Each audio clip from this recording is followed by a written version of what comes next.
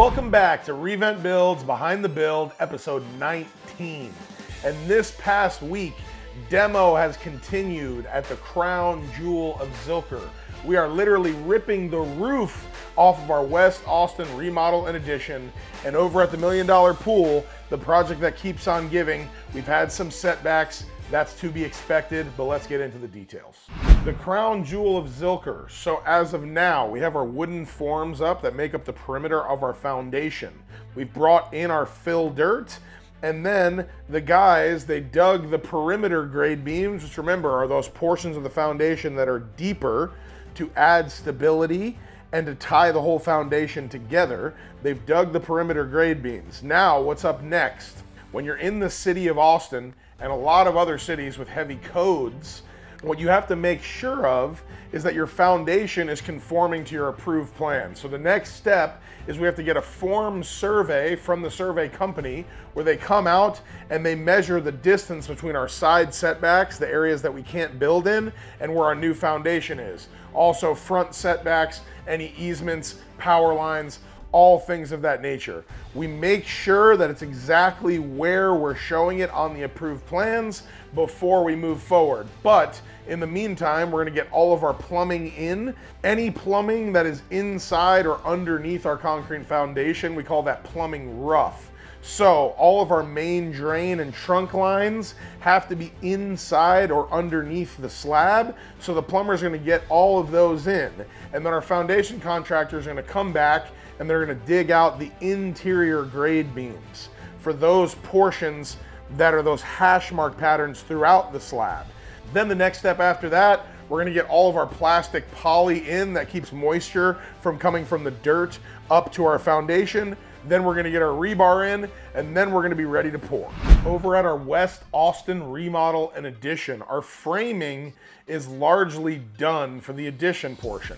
Now we have to stitch in existing and new roof lines. So we had to rip off the roof on part of the existing home where those 2 points meet. We had some weather, so we had to get that tarped. Whenever we're doing a remodel or addition, this is always a delicate process. We want to damage as little as we can of the existing house. And though we're pretty much ripping it all down to the studs and it should be okay, but sometimes we would have to actually put up walls on the interior, tarp everything, and make sure that no water is getting into any part of the finished home. The $1 Million Pool. We might have to start naming this project something else because we're doing a phase 2 and a phase 3 where we're turning the existing 4,000 square feet house into a 7,000 square foot house with 2 additions and a full gut remodel of all that's existing. I've been calling it the project that keeps on giving. We love this project and we're trying to advance it as fast as humanly possible. But we've run into some issues where we had a survey that was a little bit inaccurate. The dimensions on where the boundary line and what's called a PUE, that's a public utility easement. In a PUE, no part of the foundation or any building structures, even roof overhangs, can be in a PUE that's all the way into the sky. That's so the city can come and work on electric lines. There can be a sewer easement. There's all these different things that a PUE can entail. And normally we would have a 5-foot side setback. In this case, that PUE is 7.5 feet into our lot. So no part of our foundation or roof overhangs can be in it. When we laid out this foundation, we saw that, hey, we're getting actually pretty close to the boundary line of this property. So we have to call out the survey company, have them repin our boundary, and then have them mark that PUE. Then they're gonna upload all of that digitally into what's called a CAD file. So the architects can pull those up in real-time dimensions, and we're probably gonna have to rework the footprint of our phase 2 addition. Now, this is extremely important because if we were to just move forward and build something into that PUE, the city could and probably would make us actually tear down the portion that's in the PUE, and that would really suck. That's like trying to move forward, 5 steps and then going 20 steps back, right?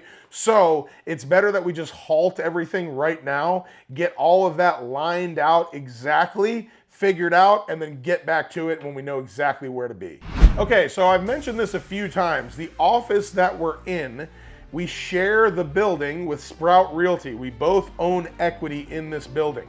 Cody Cooper, the broker and owner of Sprout and also the owner of multiple other companies, him and I, since we've been in the office, we've just been having these awesome talks kind of daily just about entrepreneurial struggles, cash flow issues, work and family life balance, a plethora of different things. So we just decided, hey, while we're having these talks, let's just throw a couple cameras up and let's capture the magic. And that's exactly what we've been doing. Here's a few clips from that, and we're gonna be uploading those talks every week, and they're gonna be on a variety of different topics. If you are an entrepreneur or you're interested in starting your own business, I think this will be really valuable to you, so make sure to check that out.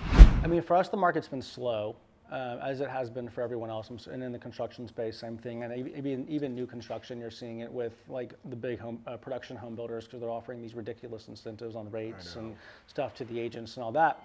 It's interesting. This market's been so weird the past 3-ish years, because I swear when something happens, I get so stressed out, and then I swear the more I stress, the better things happen when I stress, which is the exact opposite of like law of attraction, being positive causes positive results.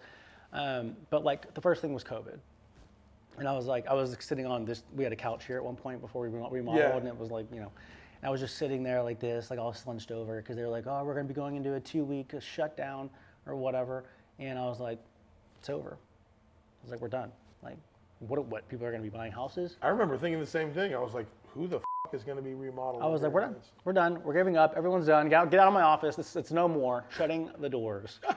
And but I sat there and I was like, well, I don't know. I don't see a way out of this. This doesn't seem like this is going to have a positive result. And I mean, God, what? After like the 2 weeks of which I never even went shut down. I was just still driving around and doing my own thing, but. After the 2 weeks, everything just totally ramped up. I mean, obviously, remember how insane that was? I mean, dude, that's what I'm saying is that's where people were like, you can't look at that situation and think that that's normal. Probably won't ever happen again. No. Dude, that was the most unbelievable thing. And this is how I noticed something weird was going on. It was like 2 weeks after I was having a little sad session about life in my business. I have those every I was once gonna I was gonna show a house, and I was trying to schedule it, and they were like, you're gonna have to come to the open house because we have too many showings. And I go to the open house, and there's a line out the door around the block on this just one. It wasn't even like a cool house. It was like a basic house in Round Rock or Cedar Park. I don't remember where it was. And I'm like, well, this isn't normal. So I'm like, is like the news here? Are they doing something cool? Like, what's going on?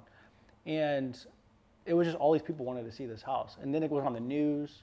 That house was on the news. I'm like, something weird's going on. Like, in a good way, maybe, but I didn't expect it to just blow up like it did with all this buyer activity, no inventory. You're like settling on houses. Sight unseen deals. People buying homes from different states. No option periods. No option. Like, just insane. You couldn't even put an option in. No, you would just lose. Yeah. Earnest money was absolutely ridiculous. So our negotiation tactics now from then have totally obviously shifted. Well, everyone got lazy, and this is the thing. And you tell me if this is what happened in construction. The market was so unbelievably good that you could sell anything for nearly any price in less than a week, right? So all these bastards, they came in and they said, oh, people are buying anything. I'm going to cut all the features out of our homes. We're going to just do basic ass shit. And we're going to do as many as we can. It was a profitability play. Yeah, and they literally just watered down everything. People like myself and some of my other esteemed colleagues, I was like, if we want to be New York and LA, then we need New York and LA quality and like New York and LA features. And then the modern Victorian, I'm like, dude, like the amount of money, the extra bullshit I put into it, because I was like, this is just like where we're heading. I want to be above everything. Now, it's so funny. One thing changes. Interest rates basically tripled. They tripled. All of these losers that were trying to take advantage of everyone, now you are the worst home on the block.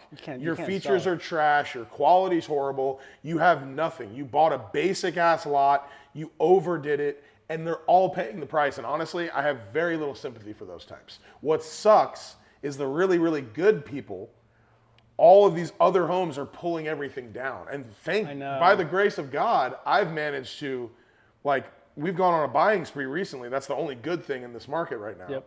But by the grace of God, I haven't had any houses on. And I'm just like watching all these people fall out of business. Yeah, they're losing they're foreclosing on their Yeah, home. brokerages too, right? And it really sucked that they did that because all these homes were so basic and traditional. I mean, they were modern. They, aesthetically, some of them looked cool, but you walked in there. And they looked good from far. And you knew, yeah. But up close, they were far from good. You knew that it wasn't. So we need to just clear everything off the table right now. Just tear them all down.